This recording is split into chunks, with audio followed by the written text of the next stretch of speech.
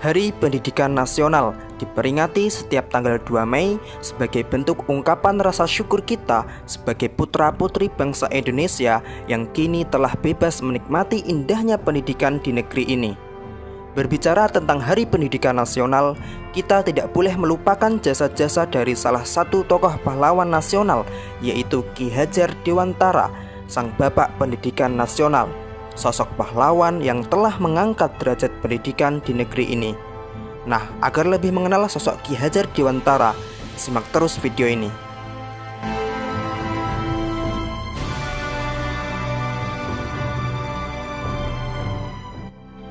Ki Hajar Dewantara lahir pada tanggal 2 Mei 1889 dari lingkungan Keraton Yogyakarta, yaitu dari keluarga Kadipaten Pakualaman dengan nama Raden Mas Suwardi Suryaningrat. Sebagai golongan ningrat, Suwardi mendapatkan hak untuk mengenyam pendidikan yang layak oleh kolonial Belanda. Ia menamatkan pendidikan dasar di ELS, Sekolah Dasar Eropa atau Belanda. Kemudian sempat melanjutkan ke Stovia, Sekolah Dokter Bumiputra, tetapi tidak sampai selesai karena beliau sakit. Setelah tidak berhasil menyelesaikan pendidikannya, Suwardi mengawali karirnya dengan bekerja sebagai penulis dan wartawan di beberapa surat kabar, antara lain di Sedia Utama, Midin Java, The Express, Utusan Hindia, dan lain-lain. Suwardi tergolong sebagai penulis yang handal.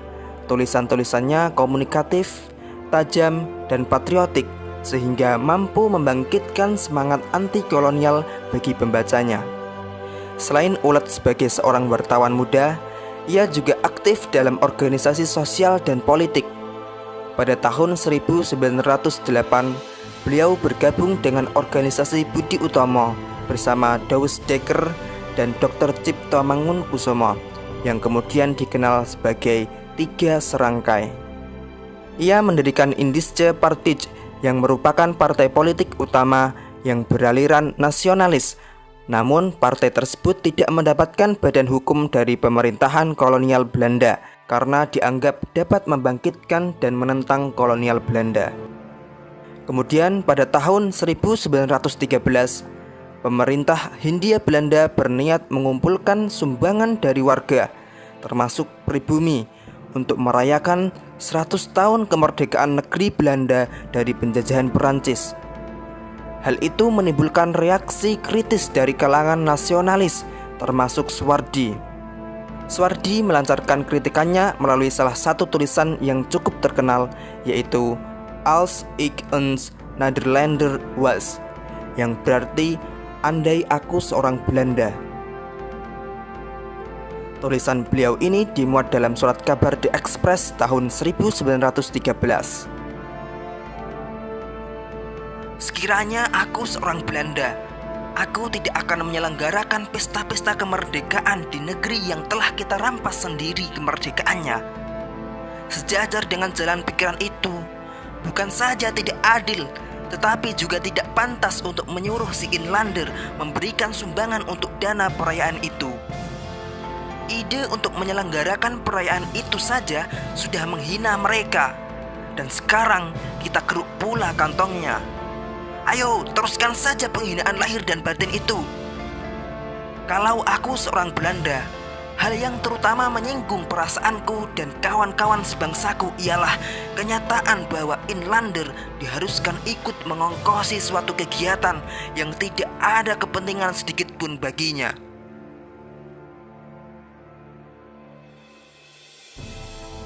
Karena tulisan-tulisannya itu, ia kemudian dijatuhkan hukuman internering atau hukum buang tanpa proses peradilan.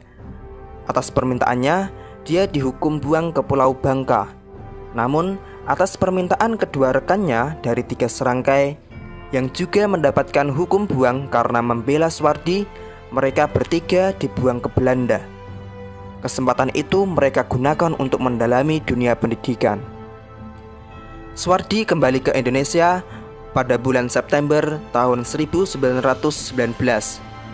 Pengalaman mengajar ini kemudian digunakan untuk mengembangkan konsep mengajar bagi sekolah yang ia dirikan pada tanggal 3 Juli 1922, yaitu Perguruan Nasional Taman Siswa. Saat ia genap berusia 40 tahun, ia mengganti namanya menjadi Ki Hajar Dewantara. Ia tidak lagi menggunakan gelar kebangsawanan di depan namanya. Hal ini dimaksudkan supaya ia dapat bebas dekat dengan rakyat, baik secara fisik maupun jiwa. Semboyan dalam sistem pendidikan yang dipakainya kini sangat dikenal di kalangan pendidikan Indonesia. Secara utuh, semboyan itu dalam bahasa Jawa berbunyi, Ing ngarsa sung tulodo, ing madya mangun karsa, tutwuri handayani. Di depan memberi contoh, di tengah memberi semangat, di belakang memberi dorongan. Semboyan ini masih tetap dipakai dalam dunia pendidikan Indonesia hingga sekarang. Ki Hajar Dewantara meninggal dunia di Yogyakarta tanggal 26 April 1959 dan dimakamkan di Taman Wijaya Brata. Nama Ki Hajar Dewantara tidak hanya diabadikan sebagai nama seorang tokoh dan pahlawan yang tanggal kelahirannya, yaitu tanggal 2 Mei, dijadikan sebagai Hari Pendidikan Nasional, tetapi juga ditetapkan sebagai Bapak Pendidikan Nasional. Nama Ki Hajar Dewantara juga diabadikan sebagai salah sebuah nama kapal perang Indonesia, yaitu KRI Ki Hajar Dewantara, dan potret dirinya juga diabadikan pada uang kertas pecahan Rp20.000 tahun edisi 1998. Nah, itulah sepenggal sejarah perjalanan hidup Ki Hajar Dewantara, sang pahlawan nasional, sang bapak pendidikan nasional. Selamat Hari Pendidikan Nasional. Semoga kita semua dapat menikmati indahnya pendidikan di negeri tercinta ini. Salam pendidikan nasional.